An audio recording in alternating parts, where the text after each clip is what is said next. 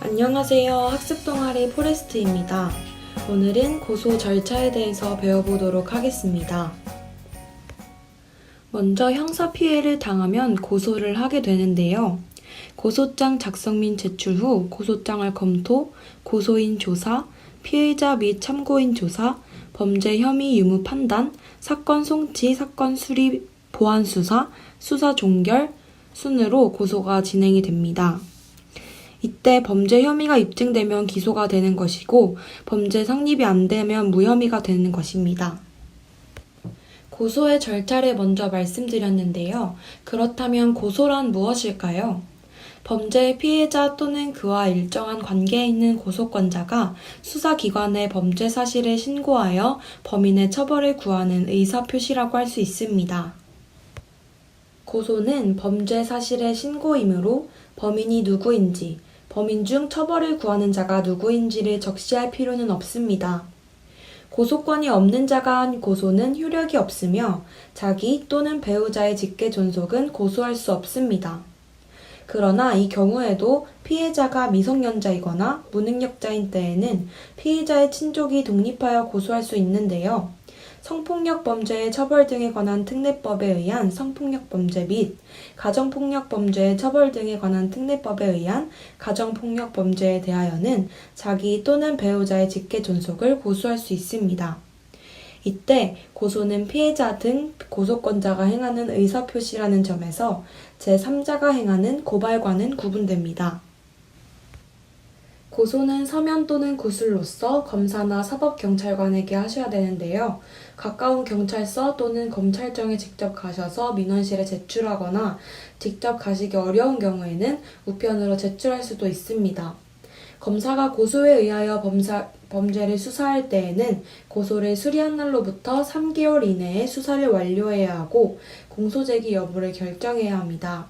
처분 결과의 취지를 7일 이내에 서면으로 고소인에게 통지해야 하는데 이러한 기간 제한은 고소사건의 신속한 처리를 위한 규정이라고 할 수 있습니다. 고소는 수사를 시작하는 첫 번째 수단이고 그 내용을 토대로 재판 단계까지 진행되기 때문에 사실관계에 입각하여 명백한 내용으로 기재하여야 합니다. 필요하다고 여겨지는 증거들을 충분히 확보한 뒤에 진행하는 것이 더욱 유리해 필요한 증거를 최대한 많이 수집하는 것이 좋습니다. 이제 고소장을 작성할 때 몇 가지 유의해야 할 팁을 알려드리도록 하겠습니다. 고소인이 법인 또는 단체일 경우 상호 또는 단체명, 법인 등록번호 등을 기재하여야 하며 법인의 경우 법인 등기부 등본이 첨부되어야 합니다. 미성년자의 친권자 등 법정 대리인이 고소하는 경우에는 변호사에 의한 고소 대리의 경우 법정 대리인의 관계, 변호사 선임을 증명할 수 있는 서류가 첨부되어야 한다고 합니다. 또 피고소인의 인적사항과 연락처를 정확히 알 수 없는 경우 피고소인의 성별, 외모의 특징, 인상착의 등을 구체적으로 기재하여야 합니다. 피해 사실은 일시, 장소, 내용, 결과 등을 구체적으로 기재하여야 합니다.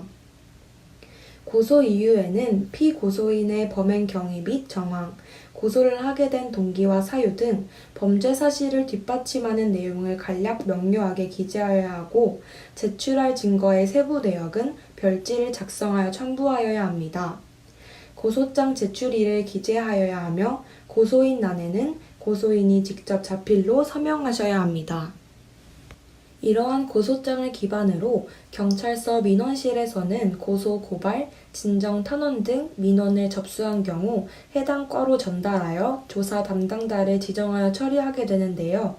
민원인이 직접 출두하여 접수한 경우에는 당일 민원 1회 방문 처리 제도에 의하여 즉석에서 조사를 시작합니다. 사법경찰관이 고소를 받은 때에는 해당 내용을 조사한 후 관련 서류와 증거물 등을 검찰에 송부합니다. 이렇게 사건이 검찰에 송치되면 경찰에서의 조사는 이제 종료되고 담당 검사의 수사가 한 번 더 진행이 됩니다.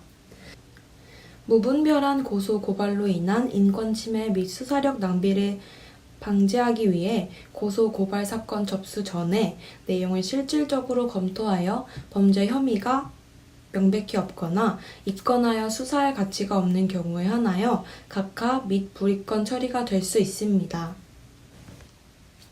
고소는 제1심 판결 선고 전까지 취소할 수 있는데요. 고소를 취소할 수 있는 사람은 원칙적으로 고소를 한 본인입니다. 피해자가 고소를 한 후 사망한 경우에 피해자의 아버지가 피해자를 대신하여 그 피해자가 이미 사였던 고소를 취소하였다고 하더라도 이는 적법한 고소 취소라고 할 수 없습니다.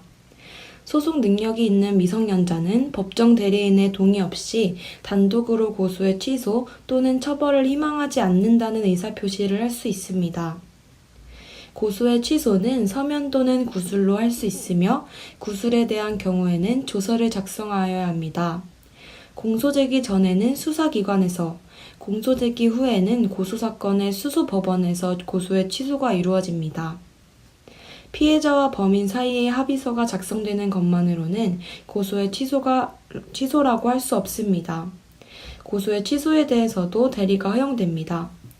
고소를 취소한 자는 그 사건에 대하여 다시 고소하지 못합니다. 네, 오늘은 이렇게 고소에 대해서 알아보았는데요. 다음 시간에는 참고인 조사에 대해서 배워보도록 하겠습니다. 그럼 다음 시간에 더 좋은 영상으로 찾아뵐게요. 안녕!